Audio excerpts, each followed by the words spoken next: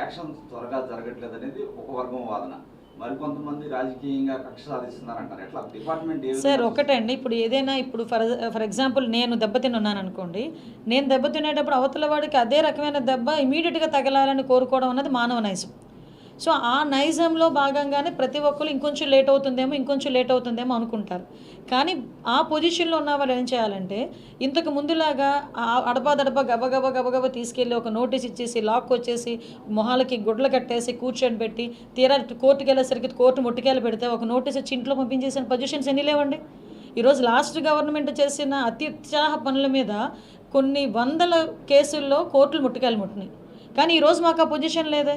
ఈరోజు మేము ఏదైనా సిస్టమేటిక్గా చేస్తున్నాం. ఎస్, ఒక ఆరోపణ వచ్చింది, ఆ ఆరోపణలు ఎంత నిజానిజాలు ఉన్నాయి వెరిఫై చేసుకుంటున్నాము, వెరిఫై చేసుకుని అందులో ఎంతమంది ఇన్వాల్వ్ ఉన్నారో చూసుకుంటున్నాము, వాటి తగ్గ సాక్ష్యాధారాలు తీసుకుంటున్నాము. ఈ ప్రొసీజర్లో కొంత మీకు లేట్ అని మీరు అనుకుంటున్నారు, ప్రాపర్ వేలో వెళ్తున్నామని మేము అనుకుంటున్నాం. దానికి ఏంది ఇప్పుడు జనరల్గా పబ్లిక్ ఏంటంటే లేట్ అవుతుందేమో అని అనుకుంటున్నారన్న దానికి సమాధానం చెప్పా. వీళ్ళు ఎందుకు భయపడుతున్నారు? ఈరోజు ఏ సిట్ విచారణ జరుగుతుంది మద్యం విషయంలో, ఈ మొత్తం ఈ అన్ని ఇష్యూస్లోని కూడా విచారణ జరుగుతున్నాయి. ఎక్కడో అక్కడ భయపడుతున్నారు కాబట్టే కదా రాజకీయంగా మమ్మల్ని హింసించేస్తారని మాట్లాడుతున్నారు. రాజకీయ హింస అన్నది పరాకాష్ఠకి వెళ్ళింది మాత్రం 19 to 24 ఆ పీరియడ్. మేము ఈ రోజు వరకు రాజకీయ కక్షలు పెట్టుకోలేదు. ఒక థీమ్ పెట్టుకున్నాం, ప్రజలకు ఉపయోగపడాలి, తప్పు చేసినప్పుడు ఎవరికైనా శిక్ష పడాలి. ఇదే థింకింగ్తో వెళ్తున్నాం, ఇదే థీమ్తో మేము వెళ్తున్నాం. అంటే కూటమి ప్రభుత్వం ఇచ్చిన హామీలు మాత్రం ఎక్కడ నెరవేర్చడం లేదు, వాటిని కప్పిపుచ్చుకోవడానికి ఇటువంటి దాడులకి పాల్పడుతున్నారు. ఎక్కడైనా ఏదైనా చిన్న అవకాశం ఉంటే రోడ్డు ఎక్కేసి దాన్ని బదనాం చేసేయాలి, లేకపోతే గవర్నమెంట్ మీద బురద జల్లాలి అనుకుంటున్న జగన్మోహన్ రెడ్డి నైజానికి నిజంగా మీరు అన్నట్టే కనుక మేము కూటమి ప్రభుత్వం మేము పని చేయకుండా ఉండుంటే ఈ టైంకి రోడ్డు ఎక్కి మాట్లాడాలి. ఈ టైంకి జగన్మోహన్ రెడ్డి అనే వ్యక్తి ఏ విషయాల్లో రోడ్డు ఎక్కుతున్నాడో మీరు చూశారు కదా.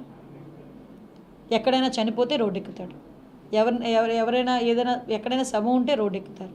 మరి ఈ రోజు వరకు మీరు అలా అనుకుంటే ఎందుకు పబ్లిక్లోకి వచ్చి మాట్లాడలేకపోతున్నారు? ఈరోజు మేము చిత్తశుద్ధితో ఉన్నాం. గవర్నమెంట్కి సంబంధించి ఏ ఇంప్లిమెంటేషన్స్ చేయాలో అవన్నీ కూడా ఈరోజు మెగా డిఎస్సికి ఎన్ని అవరోధాలు ఉన్నాయండి.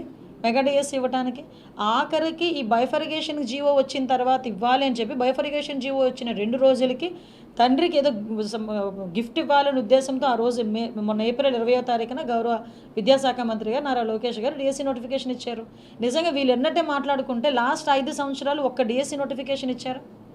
5 సంవత్సరాలు డిఎస్సి నోటిఫికేషన్ ఇవ్వకుండా ఇంట్లో కూర్చున్న వాళ్ళు ఈరోజు మేము చెప్పిన హామీలను అమలు చేస్తున్న క్రమంలో డిఎస్సి నోటిఫికేషన్ ఇస్తూ ఉంటే తిరిగి అమలు చేయట్లేదని మాట్లాడడంలో అర్థమే ఉంటుంది.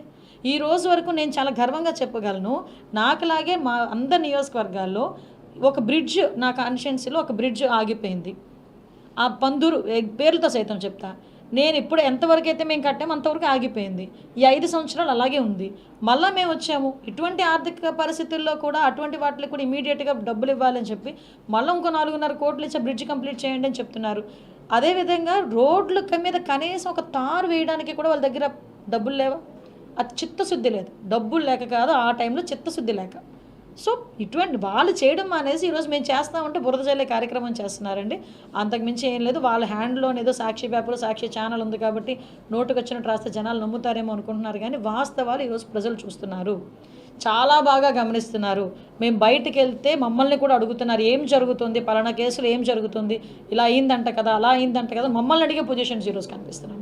కాబట్టి గవర్నమెంట్ చిత్తశుద్ధితో ఉంది, న్యాయపరంగా పనిచేస్తుంది, అన్ని విషయాలన్నీ కూడా పారదర్శకంగా పనిచేస్తూ ఉంది.